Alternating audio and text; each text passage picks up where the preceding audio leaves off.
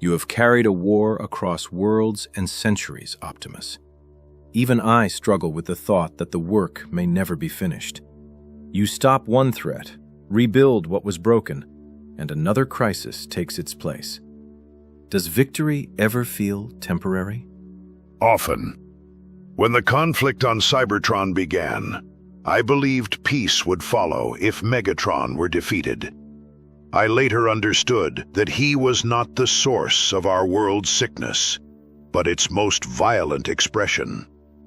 Cybertron had allowed hierarchy, resentment, and fear to divide its people long before the war. Megatron saw those injustices, yet answered oppression by creating a harsher form of it. Defeating him could end a battle, but it could not heal the beliefs that made the battle possible. Strength can stop harm, but it cannot force wisdom. I could disarm nations, remove corrupt leaders, and impose order. There might be less violence for a time, but it would be peace maintained by fear of me, not peace chosen by humanity. My parents taught me that power does not give me ownership over anyone's future. It gives me a responsibility to protect their chance to shape it. Darkseid understands the difference. He wants more than obedience. He wants people to believe freedom was always an illusion. When I oppose him, I am defending the idea that no one is born to kneel. Restraint is one of the most demanding uses of power. There were times when sparing Megatron allowed him to cause further suffering. I have questioned whether mercy was an indulgence I could afford. But principles that survive only when convenient are not principles at all. Mercy does not guarantee redemption. It ensures that hatred does not guide our decisions.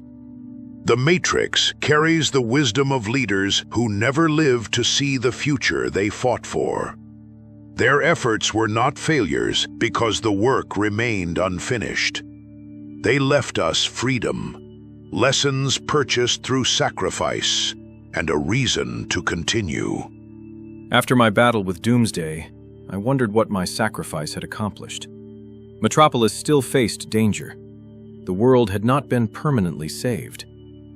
Eventually, I realized that no single act can solve every tomorrow. Sometimes all we can do is preserve tomorrow long enough for others to reach it. People see the shield on my chest and imagine that hope means certainty, that I never doubt or tire. But hope is not confidence that everything will work out. It is deciding that doing what is right still matters when the outcome is uncertain. When I fell, the Autobots carried on. When Cybertron seemed beyond restoration, humans and Cybertronians still chose cooperation over fear.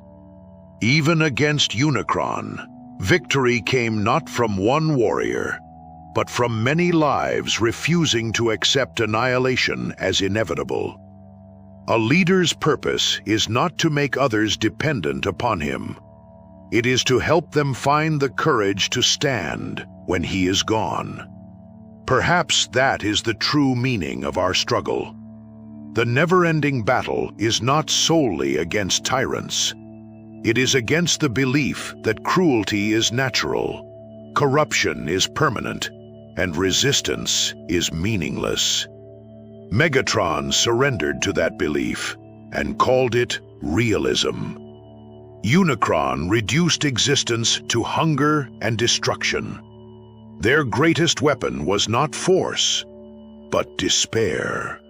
And despair wins when good people decide their efforts are too small to matter.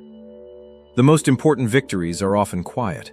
Someone protecting a stranger, a frightened person speaking the truth, a child seeing cruelty and choosing not to repeat it.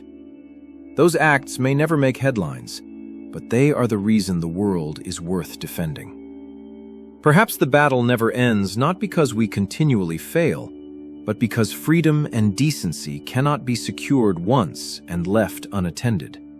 Every generation has to choose them again. Then we continue. Not because we expect a final victory in our lifetime, but because those who come after us deserve a world in which victory remains possible.